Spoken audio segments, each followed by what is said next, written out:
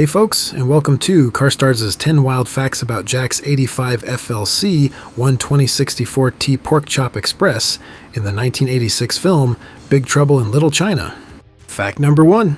Production selected a single 1985 Freightliner FLC 12064T to portray the role of Jack's beloved Pork Chop Express hauler. Filming occurred in 1985 for a 1986 release, so the vehicle the audience sees is a contemporary rig rather than vintage, contrasting most rigs chosen for film work. The FLC 120 was Freightliner's conventional cab line with a sleeper suited to coast-to-coast work, and the 64T designation identifies a 6x4 tandem drive tractor, a common sight on American interstates in the mid-80s. Furthermore, for those who are unfamiliar with the rest of the model's abbreviated model name, FLC is just short for Freightliner Conventional, and the 120 refers to the 120-inch from the front bumper to the back of the cab dimension that sets the proportions. Those fundamentals give the truck the long hood, sleeper roofline, and tandem stance viewers recognized from interstate trucking of the time.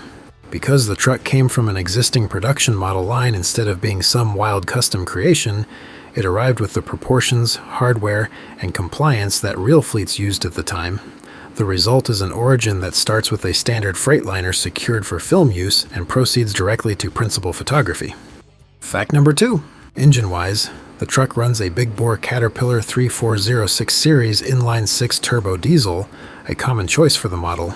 It uses a mechanically controlled fuel system, so throttle response and fueling are governed by racks and plungers rather than electronics. That setup is famous for a wide, flat torque curve that pulls hardest in the low to mid RPM range, optimal for long haulers. Output is a 450 net horsepower Caterpillar rating, a period-correct spec that pairs grunt with longevity. That power figure matters less than the shape of the power band for a hauler, of course. Big Cat 6s make their torque early, hold it, and let the driver short shift into the fat of the curve.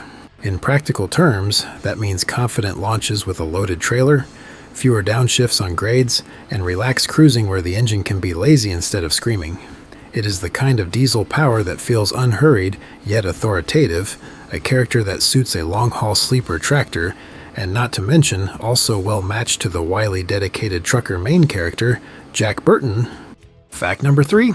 Freightliner's FLC series was the company's core line of conventional highway tractors through the late 1970s and 1980s.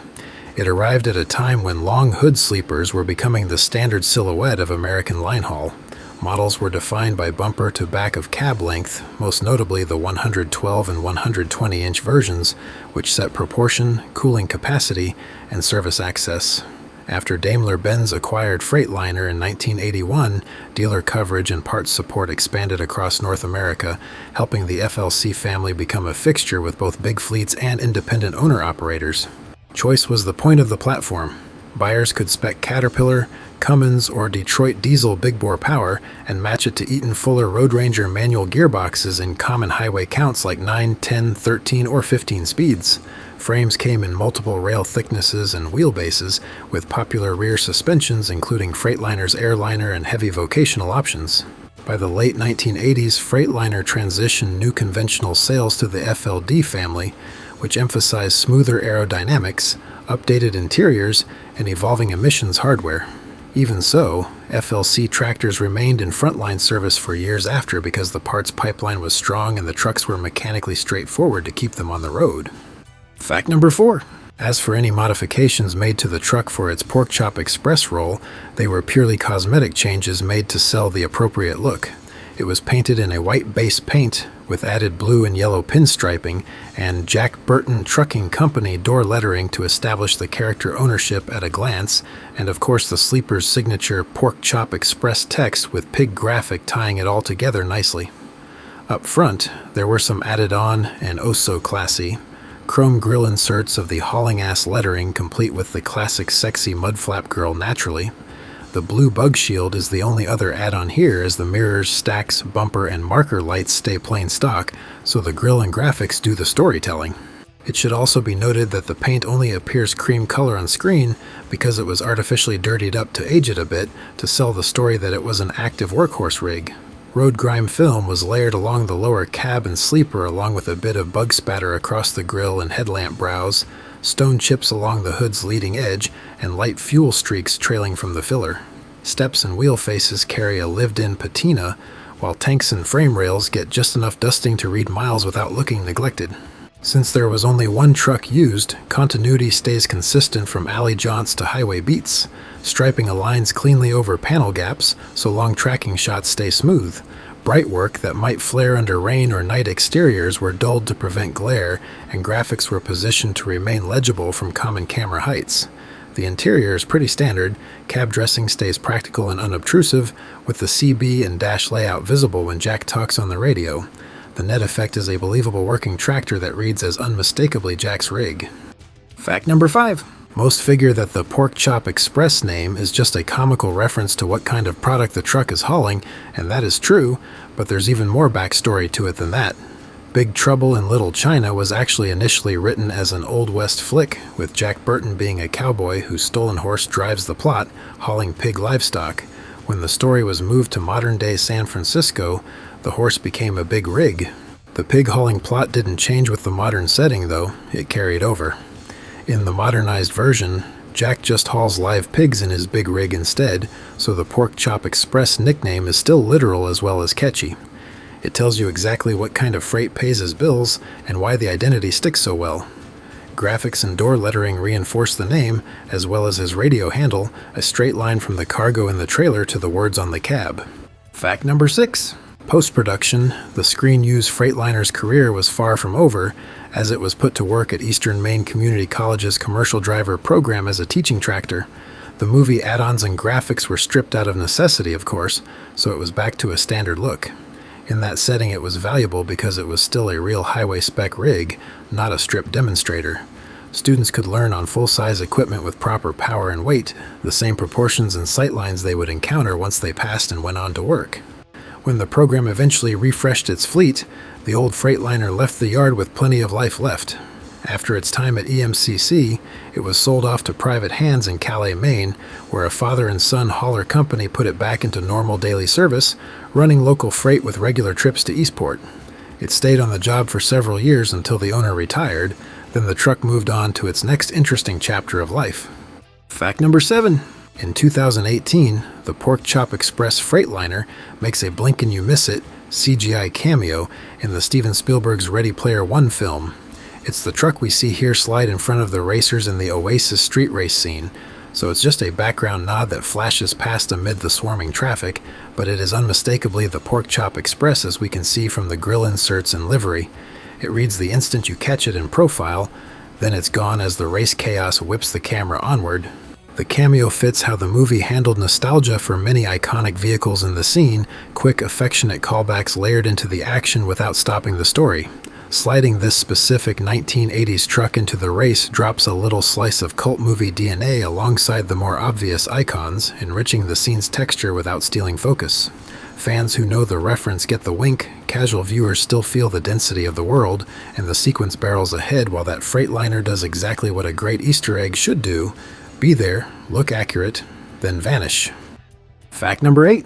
In 2020, the Screen Use Freightliner landed in the hands of a big fan of the film and truck who had it restored back to its as-seen on-screen appearance.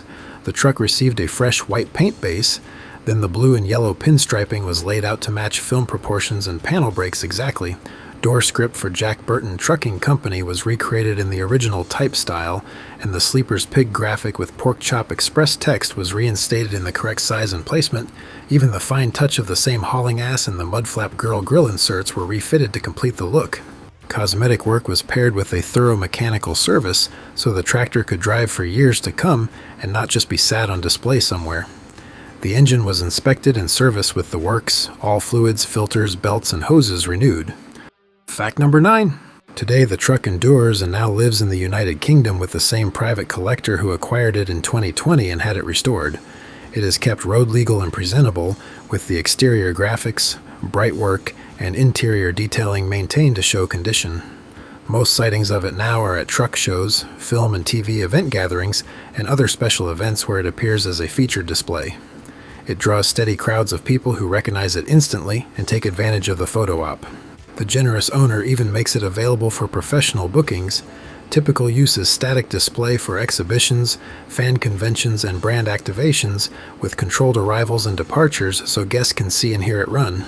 Bookings are handled through event vehicle services, which coordinate dates, logistics, and any location or access requirements. It's great to know that it is preserved with a collector that engages with fans often, answering questions, opening the doors when permitted, and making sure the truck remains accessible while being protected. Fact number 10. Looking into the scale model world, although surprisingly, there doesn't seem to have been any official scale replicas released of the Pork Chop Express, we do have a couple of options for the Freightliner FLC 120 in general at least. Probably the best diecast model example you'll find out there today would be this 1/43rd scale 1977 FLC 12064T here from IXO. Although not super detailed, they still look pretty decent. These can be found on the current retail market for around $35. As for plastic model kit options, probably the closest thing you'll find on the current retail market would be this 1/24th scale Freightliner FLC from a brand called Italeri. Although it is not the exact same body, it is plenty close enough for most to build a replica with. This can be had for around the $85 mark on the current retail market. I will put a link to where you can pick up the IXO and Italeri models in the description below for those interested. By the way, folks, I recently started a new and also film-related and similar format YouTube channel called Mind Litter. If anyone is interested in hearing more about our favorite movies and TV shows beyond just the cars, such as other behind-the-scenes info, filming locations, and actor-related tidbits and such, I will put a link in the description below for those interested in checking it out. Well, there you have it, folks. Thanks for watching, and make sure to hit that subscribe button if you like what you saw here. You guys are all great. See you next time.